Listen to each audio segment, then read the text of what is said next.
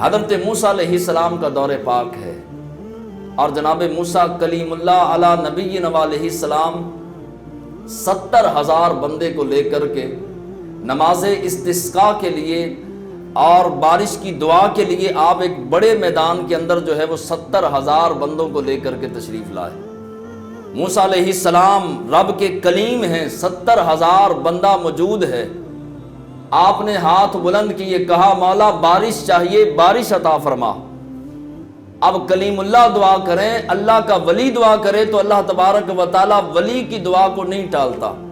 تو کلیم اللہ نے دعا فرمائی تو دعا کی تو کہا کہ مالک و مولا بارش چاہیے، بارش عطا فرما۔ لوگ پیاسے مر رہے ہیں، شدت کی گرمی ہے اور شدت سے پانی کی کمی ہے، مولا بارش عطا فرما۔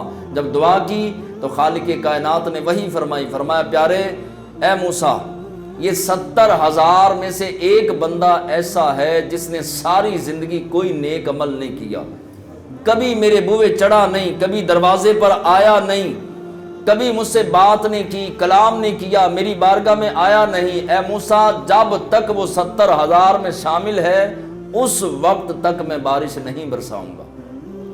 اللہ تبارک و تعالیٰ نے جب وہی فرمائی کہ بارش نہیں برساؤں گا، ہاں وہ 70,000 کے لشکر سے نکلے، 70,000 کے لوگوں میں سے نکلے، پھر بارش برسے گی، پھر دعا کرنا، پھر بارش برسا دوں گا۔ جب یہ کہا تو موسیٰ علیہ السلام نے اعلان کیا، اعلان فرمایا تم 70,000 میں ایک بندہ ایسا ہے جو رب کا ناپسندیدہ ہے۔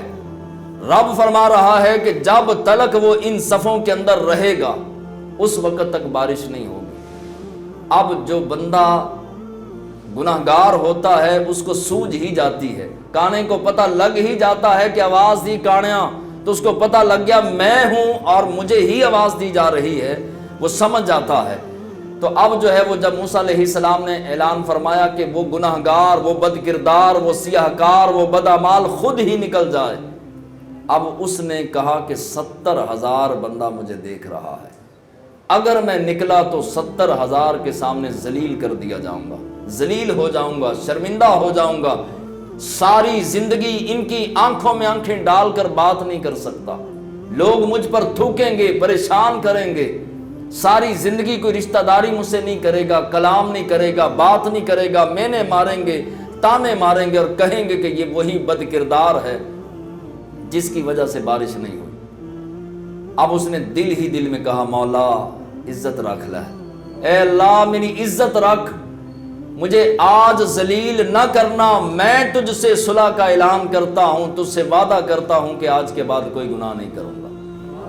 پروردگار آج اگر میں ان صفوں سے باہر نکلا تو ذلیل کر دیا جاؤں گا، لیکن مولا تو بڑا کریم ہے، رحیم ہے، غفور الرحیم ہے، اے اللہ مجھے معاف کر دے، میں تجھ سے صلح کرنا چاہتا ہوں، میں سچے دل سے توبہ کرتا ہوں۔ ابھی نہ کوئی آیا نہ کوئی نکلا، ابھی اس نے دل ہی دل میں کہا کہ مالک مولا رسوا ہو جاؤں گا، مجھے رسوا نہ کرنا، اے اللہ مجھے ذلیل نہ کرنا، ابھی دل ہی دل میں باتیں کر رہا تھا، اچانک نہ کوئی آیا نہ کوئی گیا، بارش برسنا شروع ہو گئی۔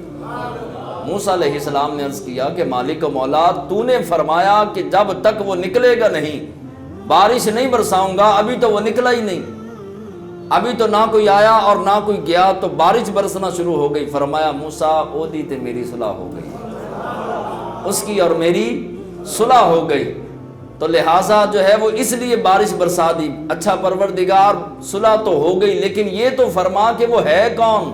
فرمایا جب صلح نہیں تھی اس وقت نہیں بتایا، اب تو وہ بیلی بن چکا ہے، اب تو صلح ہو چکی ہے، اب یار بن چکا ہے، دوست بن چکا ہے۔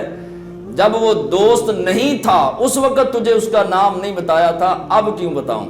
یہ ہماری جو ہے وہ اصلاح کے لیے تھا، ورنہ رب نے انبیاء کرام کو علم غیب دیا ہوتا ہے۔ تو اللہ کو توبہ اتنی پسند ہے، اتنی پسند ہے کہ خالق کائنات اتنا کرم فرماتا ہے دنیا میں، قبر میں، حشر میں، لیکن توبہ سچی، توبہ جھوٹی، جھوٹوں والی توبہ نہ ہو۔ ایک آدمی مسجد نبوی میں بیٹھ کر توبہ کر رہا تھا، یا اللہ میری توبہ، یا اللہ میری توبہ، یا اللہ میری توبہ۔ حیدر کرار شیر خدا علی المرتضیٰ رضی اللہ تعالیٰ عنہ تشریف لائے، فرمایا جھوٹوں والی توبہ نہ کر، عرض کیا کہ حضور سچوں والی توبہ کیا ہے؟ اس کی شرائط بیان کی۔